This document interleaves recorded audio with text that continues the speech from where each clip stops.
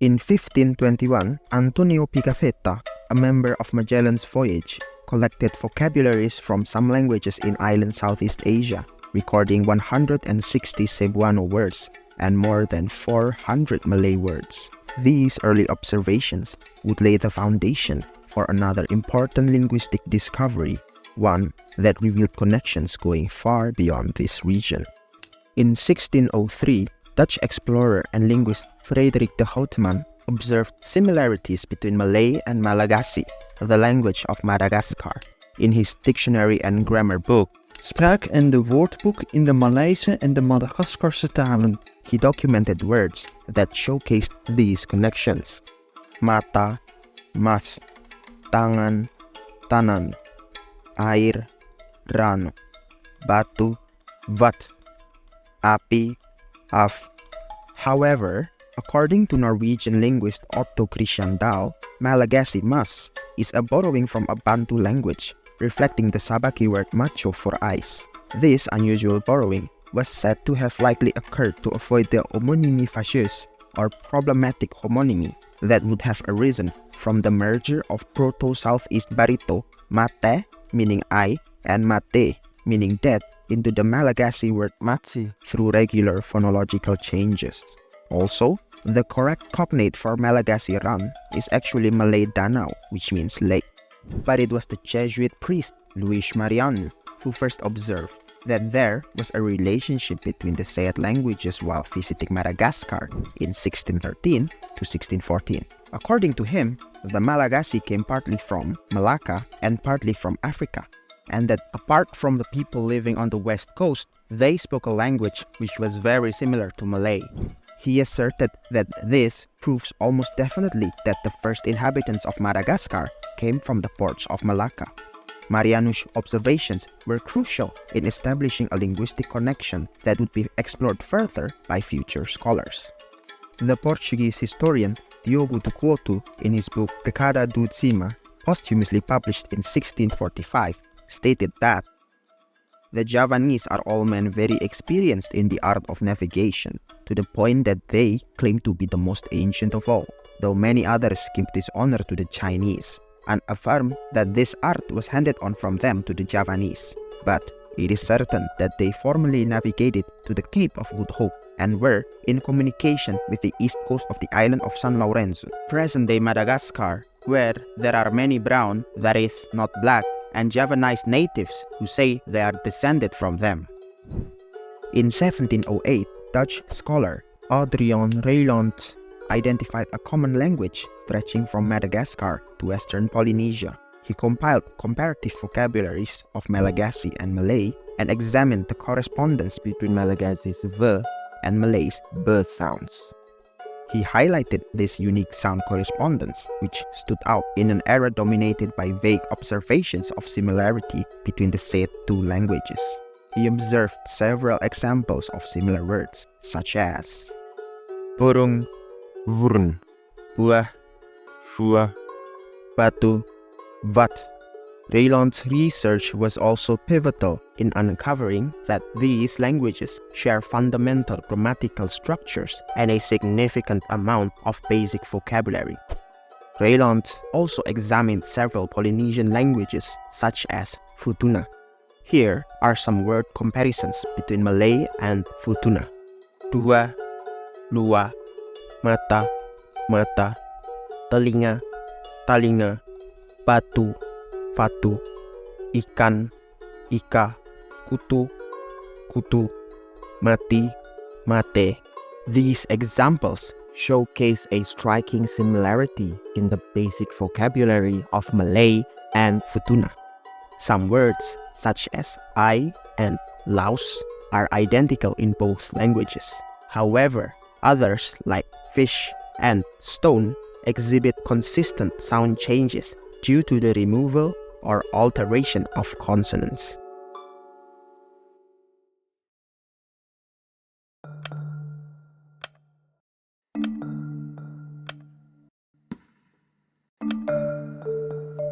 During Cook's Pacific voyages between 1768 and 1779, German naturalist Johann Reinhold Forster noticed that Polynesian languages formed a cohesive group but were unrelated to the languages of Melanesia.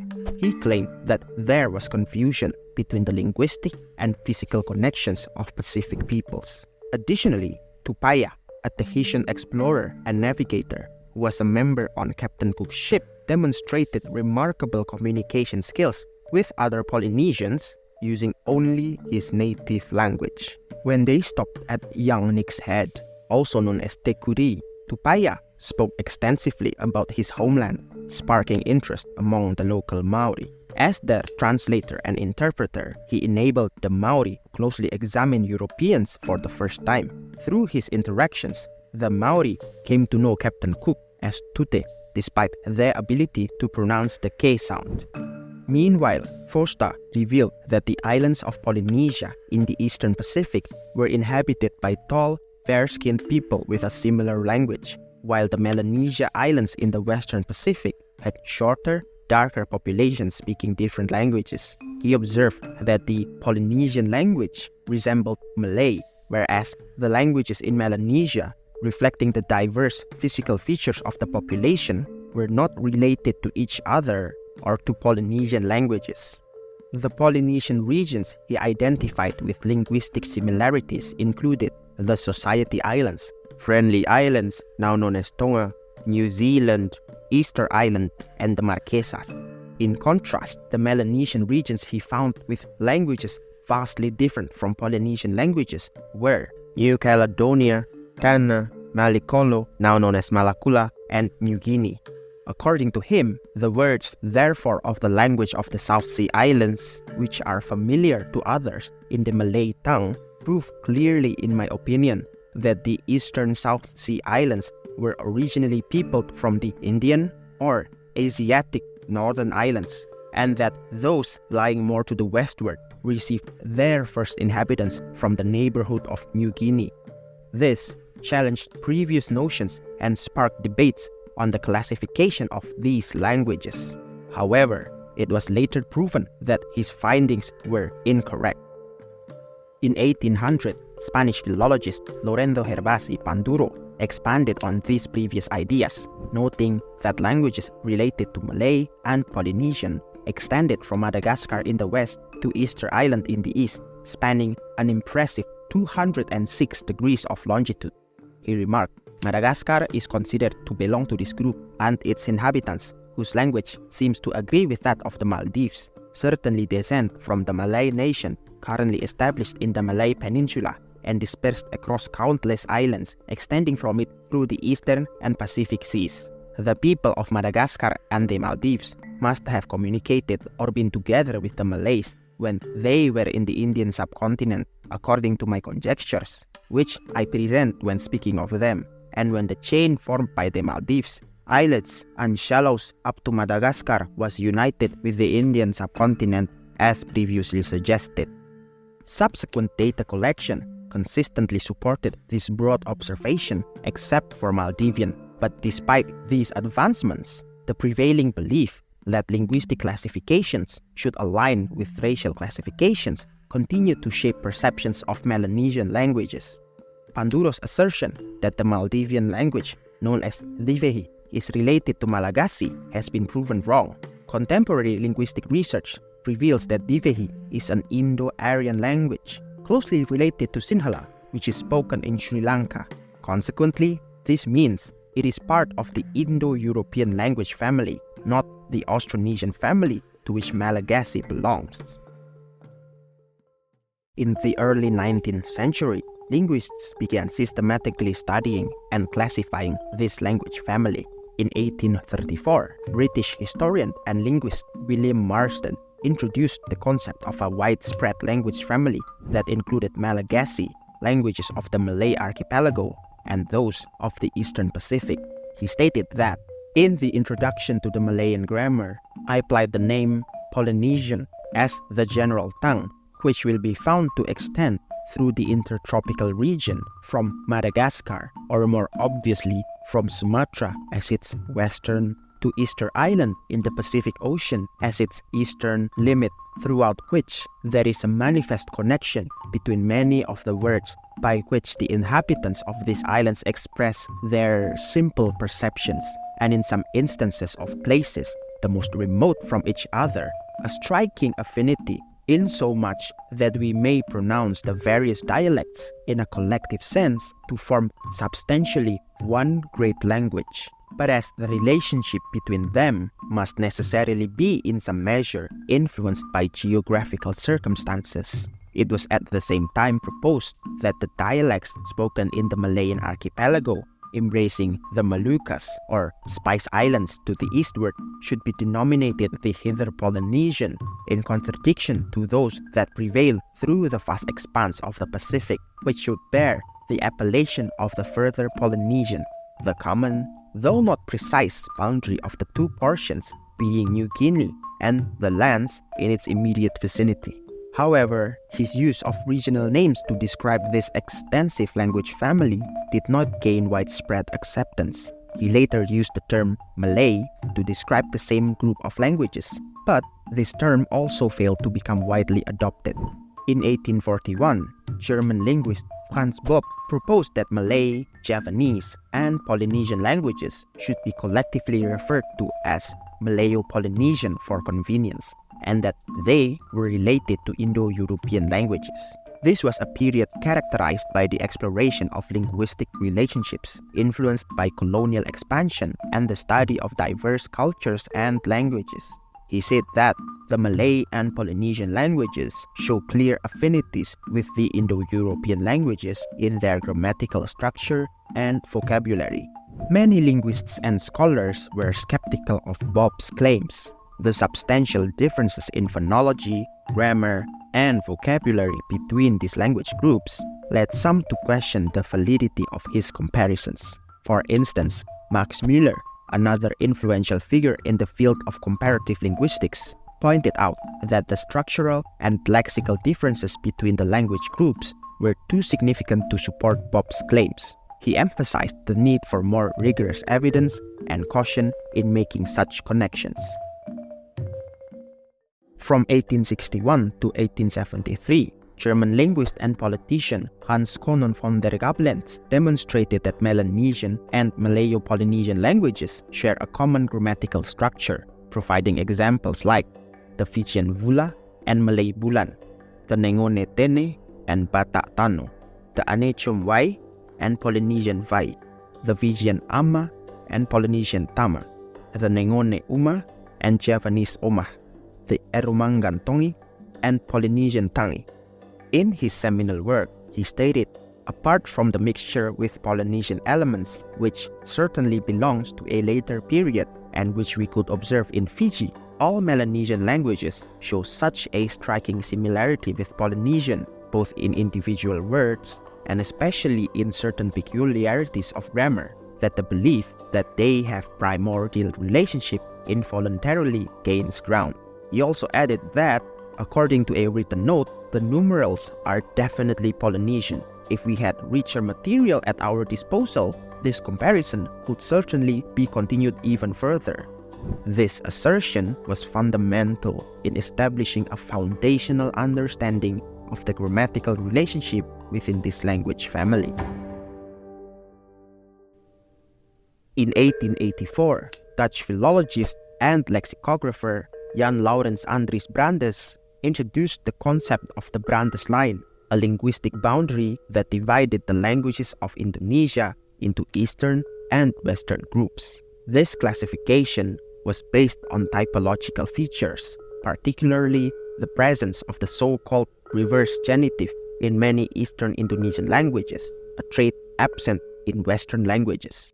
The boundary he described extended from Sawu and Roti through Flores and the Solor Archipelago, east of Buton, west of the Sula Archipelago, east of Minahasa, and included the Sangir Talaut Islands and the Philippines.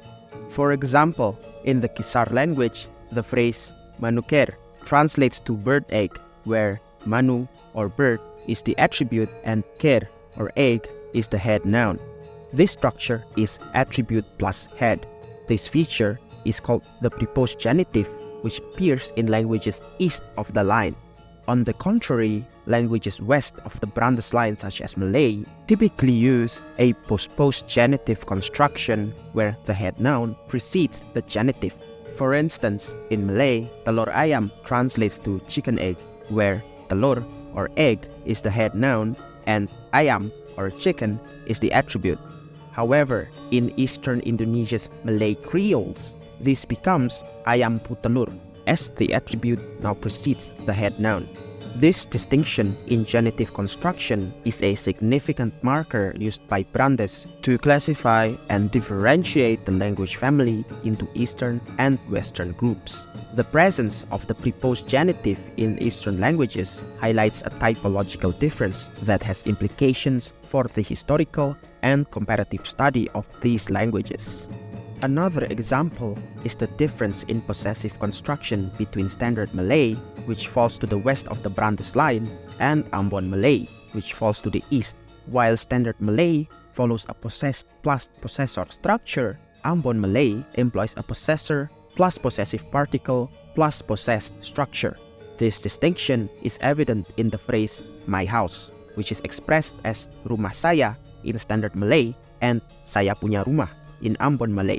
The possessive particle punya or pung in Ambon Malay acts as a marker of possession, clearly indicating that the preceding noun, in this case saya, is the possessor of the following noun, which is rumah. This structure emphasizes the possessor and adds a distinct grammatical element that distinguishes Ambon Malay from Standard Malay. Over time, it became clear that the Brandes line was not a strict linear boundary, but rather a rough circle encompassing many languages in Eastern Indonesia and Western Melanesia.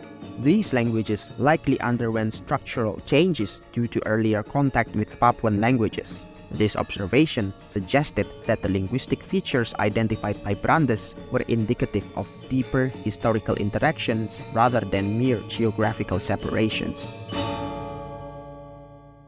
In his 1885 book, The Melanesian Languages, Anglican priest and anthropologist Robert Henry Codrington examined the linguistic connections within Melanesia and their relationship to the other languages in the family.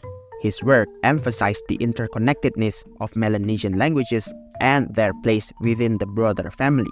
Codrington also rejected the notion that Melanesian languages were distinct from Malay and Polynesian, opting instead to use the term ocean languages rather than Malayo-Polynesian. On the other hand, Hendrik Kern's 1886 publication, De Fiji-taal vergeleken met haar verwanten in Indonesië en Polynesië, further advanced the understanding of these languages by focusing on the Fijian language. Cairns' research identified shared lexical material among Fijian, Anechom, and other related languages, underscoring their genetic relationships.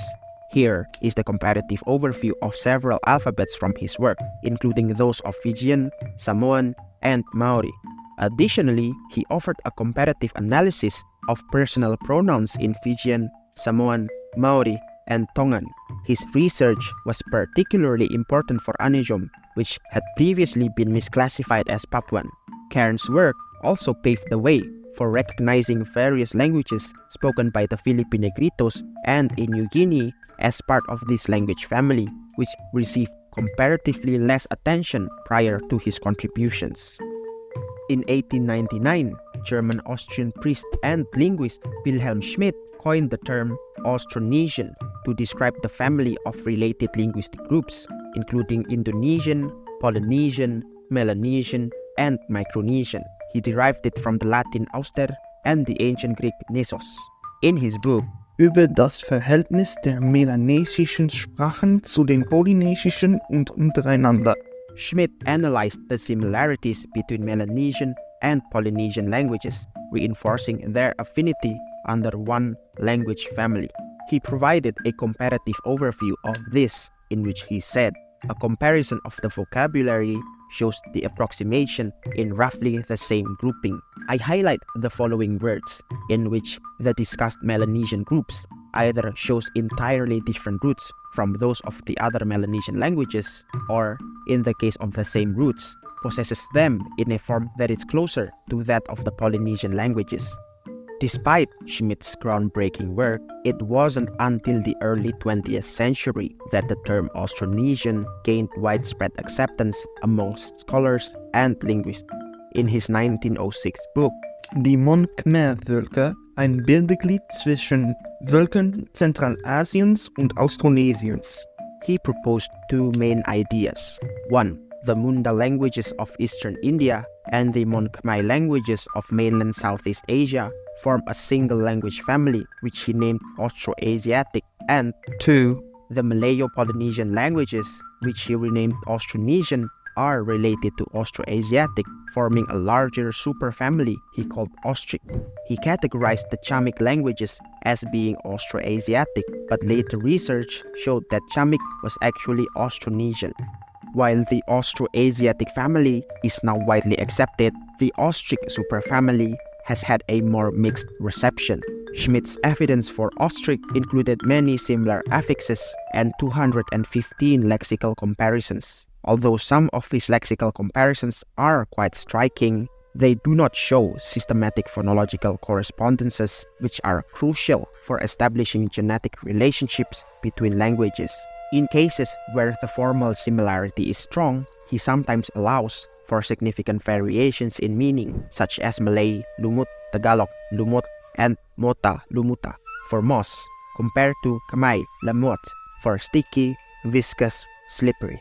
Conversely, when the meanings are close or identical, the phonetic agreement, though not based on consistent sound correspondences, may not be as strong, as seen with Malay, nyamuk, and Munda gamit for mosquito. Modern linguistic research has generally not supported the Austric hypothesis to the same extent as the Austroasiatic family. While some linguists continue to explore potential connections between Austroasiatic and Austronesian languages, the evidence remains inconclusive. The lack of systematic phonological correspondences and the reliance on lexical similarities without consistent sound changes have led many linguists to be skeptical of the Austric superfamily. Although Schmidt's Austric hypothesis wasn't widely accepted, his terminological innovation was adopted by renowned scholars like Jonker, Blagden, and notably Otto Dempvold. But because some scholars still preferred the older terminology, Malayo-Polynesian and Austronesian were used interchangeably until the latter part of the 20th century. Nonetheless, his findings opened new avenues for research, prompting other scholars to explore the broader linguistic landscape of the Austronesian family. In his 1965 study, Isidore Dane conducted the first lexico-statistical classification of Austronesian languages, which included an analysis of the relationship between Formosan and Malayo-Polynesian languages. He used a method called homomeric lexical classification to compare basic vocabulary items across these languages and calculated the percentage of their shared cognates to determine their degree of relatedness. His finding revealed a linkage between Formosan and Malayo-Polynesian languages, with the percentage of shared cognates generally exceeding 20%. Furthermore, in 1991, Dain, alongside Shigeru Tsuchida, further argued that all the other classifications separate the Philippine languages from the Formosan at or nearly at the highest level, whereas the evidence presented here favors regarding the Philippine languages as the closest relatives of the Formosan languages, the latter being considered to form a single subgroup. He based this conclusion on the identification of approximately 475 cognate sets shared by these two languages. However, some scholars, including Robert Blust, questioned the validity of his findings since lexicostatistics has its limitations and has been criticized for its reliance on vocabulary lists, which can be influenced by borrowing and other factors. Another study revealed that the so-called Philippine-type focus system, characterized by foci such as agent patient location and recipient C, is reported to be present in several Formosan languages, including Atayal, Shaedik, Saisiat, Paiwan, and Amis, reinforcing Dain's previous claim. Following Dine's work, the position of Formosan languages as the most archaic group of Austronesian languages was recognized by Dahl in 1973. Dahl's recognition was based on geographic origin, where he, along with other linguists, recognized that Taiwan, where these languages are spoken, is likely the original homeland of the Austronesian family, evidenced by the high linguistic diversity, suggesting early and prolonged development. Subsequent proposals by other scholars suggested that Formosan languages actually constitute more than one first-order subgroup of Austronesian. In 1977, Blast asserted that Formosan languages are not a single subgroup but consist of multiple distinct branches, making them crucial for understanding the early stages of Austronesian language development. The Austronesian language family represents one of the world's most widespread and diverse language groups, encompassing over 1,200 languages spoken across a vast region from Madagascar to Easter Island. This family includes major languages such as Malay, Javanese, and Tagalog, each with its own rich cultural heritage and historical significance. However, there is still a major piece of the puzzle to uncover, a connection that goes even deeper